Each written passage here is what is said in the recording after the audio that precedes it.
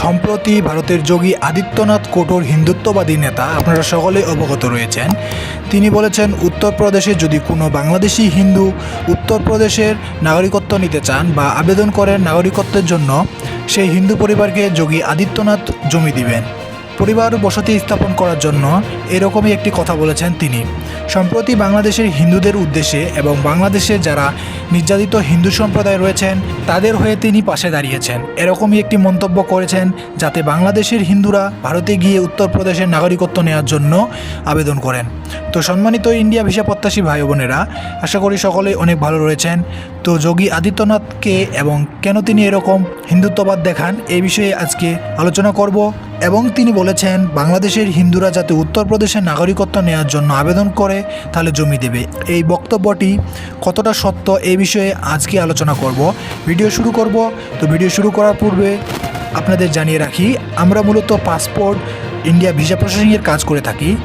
এ কারণে আমাদের কাছে সবার আগে পাসপোর্ট এবং ইন্ডিয়া ভিসা সংক্রান্ত আপডেট সবার আগে পেয়ে যাবেন। এই জন্য অবশ্যই চ্যানেলটি সাবস্ক্রাইব করবেন এবং সঙ্গেই থাকবেন। তো বন্ধুরা, চলেন বিস্তারিত জেনে নেওয়া যাক। যোগী আদিত্যনাথ উত্তরপ্রদেশের বর্তমান মুখ্যমন্ত্রী এবং একজন বিশিষ্ট হিন্দুত্ববাদী নেতা।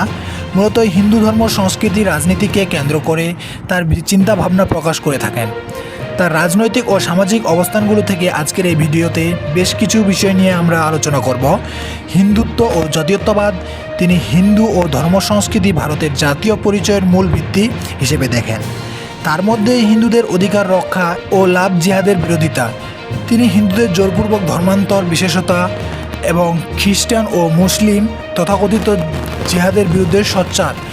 উত্তরপ্রদেশের ধর্মীয় রূপান্তর বিরোধী কঠোর আইন প্রণয়ন করে তার সরকারের একটি বড় অর্জন। রাম মন্দির এবং হিন্দু প্রতিবাদ। অযোধ্যা রাম মন্দির ইমামকে তিনি হিন্দুত্বের আত্মসম্মান ফিরিয়ে পাওয়ার প্রতীক হিসেবে তিনি বিবেচনা করেন। হিন্দু ধর্মীয় স্থানগুলো পুনরুদ্ধার ও উন্নয়ন তার সরকারের অন্যতম অগ্রাধিকার। হিন্দু মুসলিম সম্পর্ক। তিনি প্রায় হিন্দু মুসলিম বিভাজনের রাজনীতি করে থাকেন এবং মুসলিম সম্প্রদায়ের কিছু প্রথা যেমন ট্রিপল তালাক, তারাজে তালাক এই শব্দটি তিনি উঠিয়ে দিয়েছেন। তার সমালোচকরা তাকে বিভাজনকারী বলে অভিযুক্ত করলেও তার সমর্থকরা তাকে হিন্দু স্বার্থের রক্ষক মনে করেন। তো সংস্কৃতি হিন্দু আনি যোগী সরকার হিন্দু উৎসব যেমন দিওয়ালি, অলিরাম নবমী ধর্মীয় অনুষ্ঠানগুলোকে রাষ্ট্রীয় পৃষ্ঠপোষকতা দেন।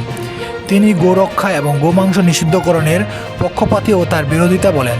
মুসলিম বিরোধী বক্তব্য দিয়ে সাম্প্রদায়িক বিভাজন তৈরি করেন। কিছু অর্থনীতিবিদ যুক্তি দেখান যে তার সরকারের নীতিগুলো ধর্মীয় ভিত্তিতে বেশি জোর দেয়, তার উন্নয়নমূলক কাজে প্রাধান্য পাচ্ছে। যোগী আদিত্যনাথ হিন্দু ধর্ম, সংস্কৃতি ও রাজনীতির ভারতের কেন্দ্রীয় পরিচয় হিসেবে প্রচার করেন এবং হিন্দুদের স্বার্থ রক্ষার কঠোর অবস্থান নেন। তার নীতিগুলো সমর্থক বিরোধী উভয়ের কাছে বিতর্কিত। তো এই যোগী আদিত্যনাথ মূলত বেশ কিছুদিন আগে বাংলাদেশে হিন্দুদের উদ্দেশ্যে এরকম একটি সরাসরি বলেছেন, উত্তরপ্রদেশের নাগরিকদের জন্য আপনারা আবেদন করুন, তিনি জমি ছেড়ে দেবেন বসতি বা বাড়ি বানানোর জন্য। তো এই বক্তব্যটি তার ব্যক্তিগত ছিল। তো সম্মানিত ইন্ডিয়া ভিসা প্রত্যাশী ভাইরা, আশা করি ভিডিওটি অনেক ভালো লেগেছে। আর এই ভিডিও যদি আপনাদের ভালো লেগে থাকে তাহলে অবশ্যই একটি লাইক করবেন, সম্ভব হলে ভিডিওটি শেয়ার করবেন। দেখা হচ্ছে কোনো আরেকটি নতুন ভিডিওতে। ধন্যবাদ।